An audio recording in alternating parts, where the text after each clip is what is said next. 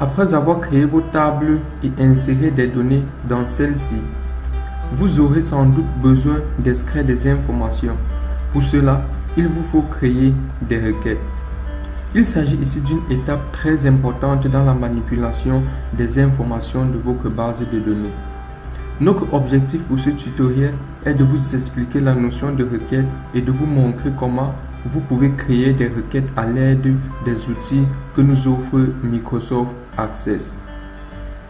Mais avant d'entrer dans le vif du sujet, je vous invite, si vous êtes nouveau à la chaîne Exponentielle Technologie, à vous abonner et à activer la cloche de notification pour ne rien rater de nos prochaines vidéos. Une requête permet d'interroger les informations contenues dans les champs d'une ou de plusieurs tables. Il peut être consulté à l'écran, imprimé ou donner lieu à la création d'un état que nous verrons dans les tutoriels à venir. Une requête peut être basée sur une seule table ou sur plusieurs tables. Dans ce cas, il est nécessaire que ces tables soient liées entre elles.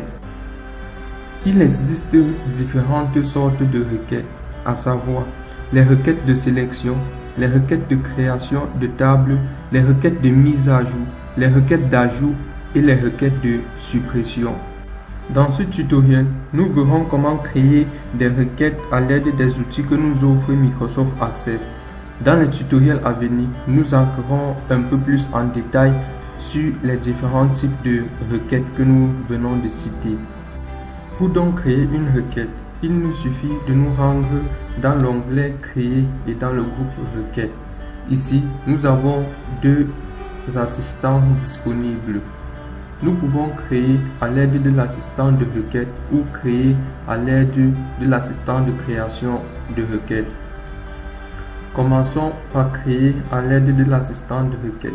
Il suffit de cliquer dessus, juste un simple clic. Dans la fenêtre qui s'ouvre, nous avons 4 assistants disponibles. Le premier, c'est le même que nous avons ici. Le second assistant permet d'afficher des calculs récapitulatifs basés sur les données d'une ou de plusieurs tables. Le troisième assistant permet de rechercher des valeurs dupliquées dans une table ou dans une requête. Le dernier assistant permet de créer une requête qui sélectionne les enregistrements d'une table n'ayant aucun enregistrement correspondant dans la seconde table. Ici, il va donc falloir spécifier les deux tables lors de la création de la requête. Cliquons sur Assistant de requête simple, puis cliquons sur OK. Ici, nous devons sélectionner les champs que nous voulons faire apparaître dans notre requête. Nous sélectionnons la table, puis nous sélectionnons le champ. Si nous voulons ajouter une autre table, nous sélectionnons et nous ajoutons le champ. Une fois nous avons sélectionné tous les champs que nous voulons pour notre requête, nous cliquons sur Suivant. Ici, nous avons deux possibilités. Soit détailler, afficher tous les champs de l'enregistrement, soit faire une synthèse. Ici, dans l'option de synthèse, nous devons sélectionner donc ce que nous voulons, soit la somme, soit la moyenne, soit le minimum, soit le maximum, soit aussi compter le nombre d'enregistrements présents dans la table. Pour notre cas, nous sélectionnons détailler et afficher tous les champs, puis nous cliquons sur Suivant. Nous indiquons le nom de la requête. Comme nous avons créé la requête uniquement sur la table article, nous laissons requête article. Puis nous cliquons sur Terminer. Notre requête a donc été créée et elle affiche tous les différents champs de la table que nous avons sélectionnés. Si nous voulons modifier la requête pour afficher par exemple uniquement le code et le prix unitaire, le code de l'article et son prix unitaire, il nous suffit de faire un clic droit sur le nom de la requête et d'aller en mode SQL.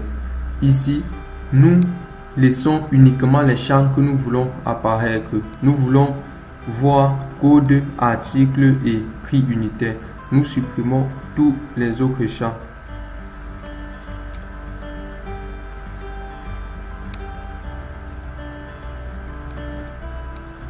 Puis nous faisons un clic droit et nous cliquons sur enregistrer. Puis nous basculons en mode feuille de données. Ici, nous n'avons que le code de l'article et le prix unitaire. Ainsi de suite. Si nous voulons faire un autre test et afficher par exemple la quantité en stock, il suffit d'ajouter le champ quantité en stock et d'enregistrer et puis basculer en feuille de données pour pouvoir visualiser. Si nous voulons de nouveau afficher tous les champs présents dans notre requête, il suffit toujours d'aller en mode SQL et nous avons ici deux possibilités.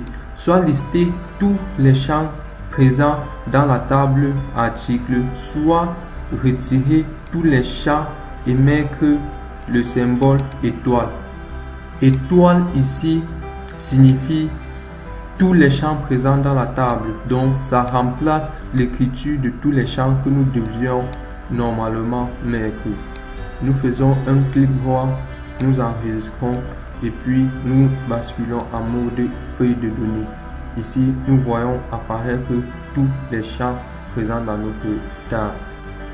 Nous venons d'utiliser l'assistant de création pour créer la requête sur la table article. Si nous voulons créer maintenant en mode création, il suffit de cliquer toujours sur l'onglet créer dans le groupe requête. Cliquez maintenant sur création de requête. Ici, dans la fenêtre qui s'ouvre, nous avons trois possibilités. Soit créer une requête uniquement à l'intérieur d'une table, soit créer une requête à base d'une requête que nous avons déjà créée. Ici, nous voyons requête article que nous venons de créer, soit utiliser les deux, c'est-à-dire les requêtes et les tables. Nous devons ici utiliser uniquement une table. Prenons par exemple la table client. Nous cliquons sur ajouter, puis nous fermons. Ici, nous devons sélectionner le champ que nous voulons ajouter dans la requête, porter et faire glisser dans cet espace-ci. Par exemple, pour le code de l'article, nous sélectionnons, nous portons et nous faisons glisser ici. Ainsi de suite pour tous les champs que nous voulons faire apparaître dans notre requête.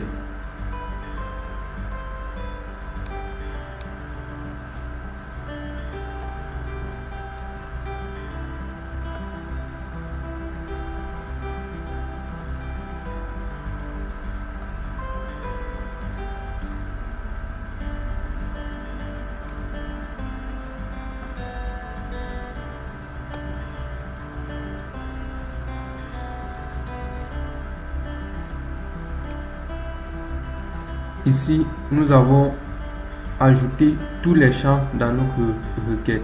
Si nous voulons visualiser cela, nous faisons un clic droit, nous enregistrons, nous donnons le nom requête client. Nous validons sur OK et puis nous basculons en mode feuille de données. Ici, nous voyons toutes les informations présentes dans la table. Si nous voulons modifier, nous pouvons aller soit en mode SQL, soit en mode création. En mode SQL, c'est comme nous venons d'expliquer pour le cas de la requête sur la table article.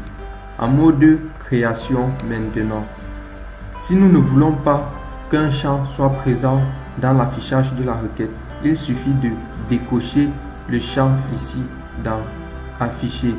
Si nous décochons la case, par exemple la case société client, comme nous venons de décocher, si nous enregistrons la requête et que nous basculons en mode feuille de données, le champ ne sera plus présent.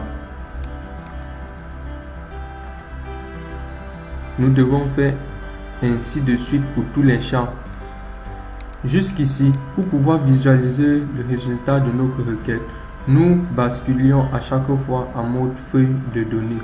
Notons que nous pouvons simplement cliquer sur le bouton exécuter présent ici et le résultat s'affichera. Donc nous pouvons soit basculer en mode feuille de données, soit cliquer directement sur le bouton exécuter. Si nous voulons ajouter une table dans notre espace, il suffit de cliquer sur la table, de maintenir et de venir relâcher dans l'espace.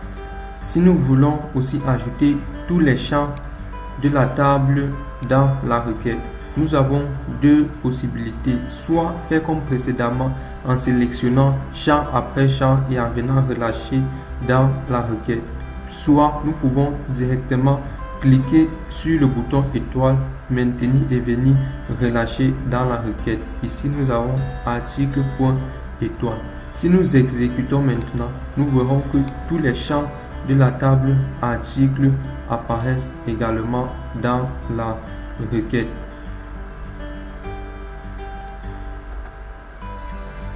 Pour pouvoir supprimer, nous cliquons sur la table et nous appuyons sur le boulon de l'aide de notre clavier.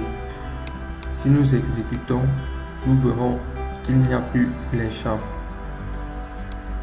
Ainsi, c'était tout pour cette vidéo.